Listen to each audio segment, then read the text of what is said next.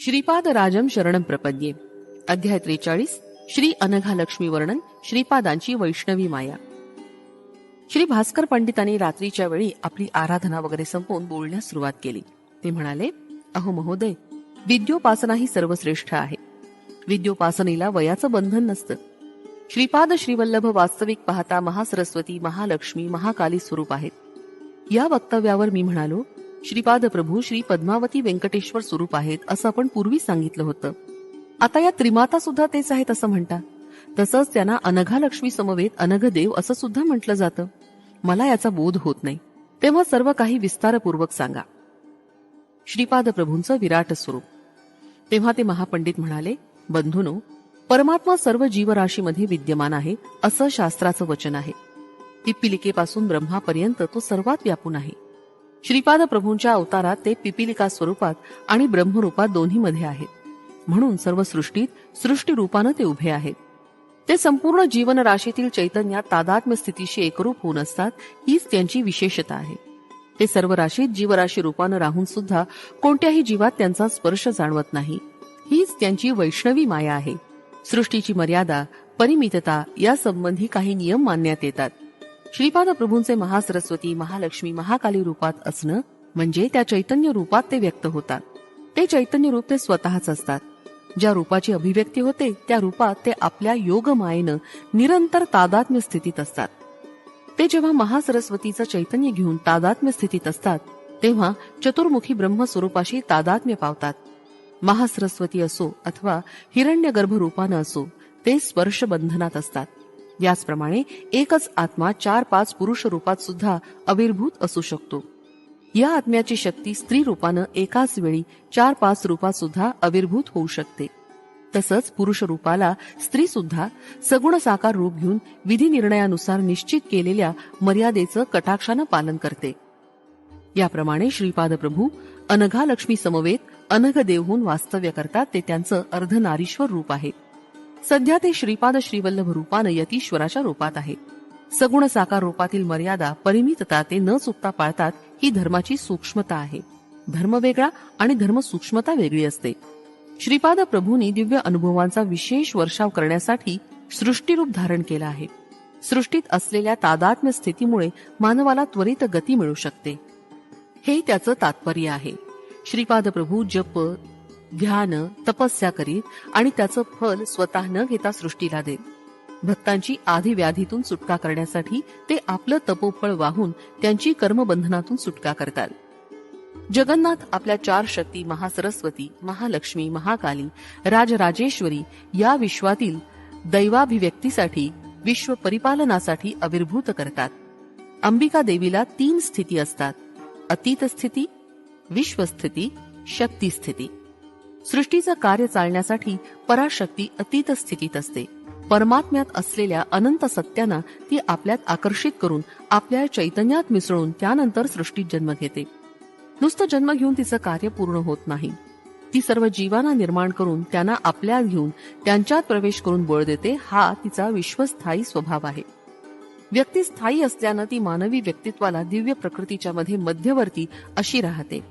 हेच अनघालक्ष्मी रूपात आविर्भवण्याचं रहस्य आहे. तिच्या मूलतत्वातून थोडासा अंशभाग घेऊन ती अवतार घेते. त्या अंशाच्या निर्वाहण्याचं काम पूर्ण झाल्यावर त्या अंशाला पुन्हा मूळ तत्वात आकर्षून घेते. अनघदेवाच्या संकल्पाशिवाय अनघालक्ष्मी एखादं छोटं कार्य सुद्धा करू शकत नाही. पण तीच प्रभूंचा प्रत्येक संकल्प पूर्णपणे पूर्णत्वास नेते. श्रीपाद श्रीवल्लभांच्या रूपात माता आणि पिता ही दोन्ही रूपं असल्यानं त्यांचा विशेष अनुग्रह असतो. अनघालक्ष्मीच्या मुख्यतः 3 भूमिका आहेत. पदार्थ बोलाविषयी असणारी सच्चितानंद भूमिका. या भूमिकेत या ठिकाणी अनंत अशी स्थिती, अनंत अशी शक्ती, अनंत असा दिव्य आनंद भरून असलेले लोक असतात. या भूमिकेतून या जीवाचं वर्णन करण्यास शब्द असमर्थ ठरतात. या सच्चितानंद भूमिकेत खालच्या स्थितीत परिपूर्ण असा दिव्य चैतन्य सृष्टी लोक आहे. या भूमिकेत अनघालक्ष्मीची दिव्य चैतन्य महाशक्ती असते. वेदामध्ये या विश्वाचं महाश्लोक असं वर्णन केलं आहे. या लोकातील कर्मांना अपयश नसतं. प्रत्येक प्रक्रियेत ज्ञान, शक्ती, प्रयत्न न करता परिपूर्णतेस जाते. इथं दिव्य अशा आनंदाचा अनुभव निरंतर येतो.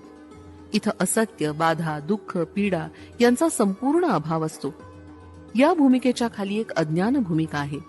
येथील जनसमुदायात अज्ञान असतं. येथील लोकांमध्ये सुद्धा मन, जीव, शरीर असतं, परंतु त्यांचा अनुभव अपरिपूर्ण, परिमित आणि वैफल्यानं युक्त असतो. राजराजेश्वरी महिमा. राजराजेश्वरी चैतन्य मातृमूर्तीमध्ये अनंतमयी करुणा ओतप्रोत भरलेली आहे. सर्व भक्तगणांना ती आपल्या बालकाप्रमाणे मानते. प्राणमयी, मनोमयी भूमिकेत अज्ञानी असणाऱ्या जीवांना असुर म्हटलं जातं. ते भित्रे, आत्मनिग्रही आणि तपस्वी असलेले अहंकारी असतात.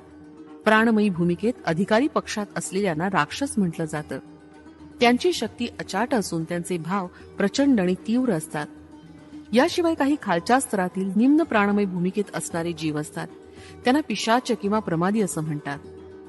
ते कोणतंही असुरी रूप आणि वेश धारण करू शकतात.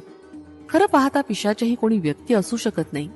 केवळ एखादी इच्छा किंवा दुराशा अपूर्ण राहिली असता ती मनाचं काल्पनिक रूप असते. राक्षसांना बलवंत अशी प्राणमयी स्थिती असते. त्यांना मन असं काही नसतं. जे दिसेल त्यालाच घट्ट पकडून धरण्याचा ते प्रयत्न करतात. कालीमातेचं रूप आपणास काळ्या श्याम अशा प्राणमयी स्थितीद्वारा दिसणारं रूप असतं. काली म्हणजे विध्वंसक शक्ती असते. सर्वांना दुःखी कष्टी करून त्यांची छिन्न भिन्न अवस्था करणारी ही अज्ञानी प्रकृती शक्ती आहे. महाकाली ही उन्नत भूमिकेत असते. ती साधारणपणे सुवर्ण रूपात असते. ती राक्षसांना महाभयंकर स्वरूपात दिसते.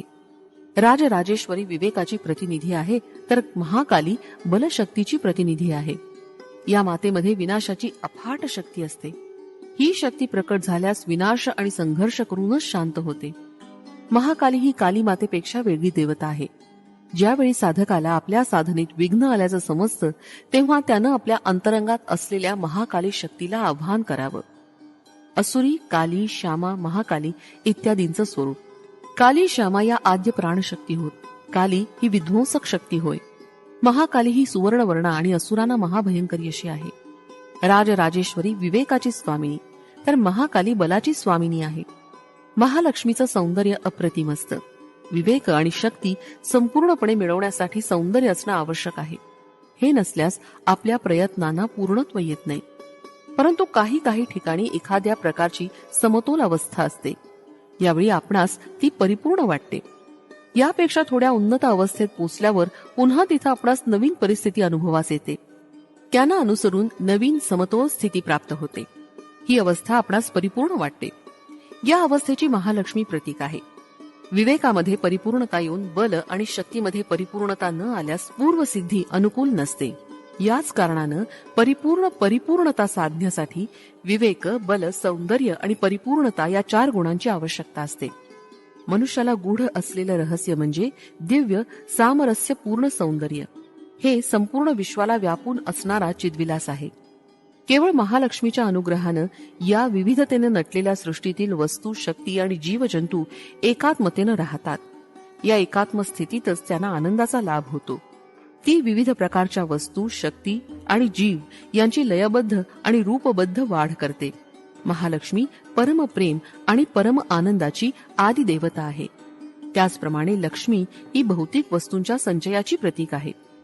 महालक्ष्मी म्हणजे भौतिक वस्तू, जीवशक्ती यांना दिव्यानंदाच्या साम्राज्याकडे वळवून दिव्य जीवनाचा आनंद प्रदान करणारी महाशक्ती आहे. अनघा लक्ष्मीची शक्ती पूर्णतः प्राप्त करण्यासाठी विवेक, बल आणि सौंदर्य याबरोबरच कर्मामध्ये सुद्धा कौशल्य असावं लागतं.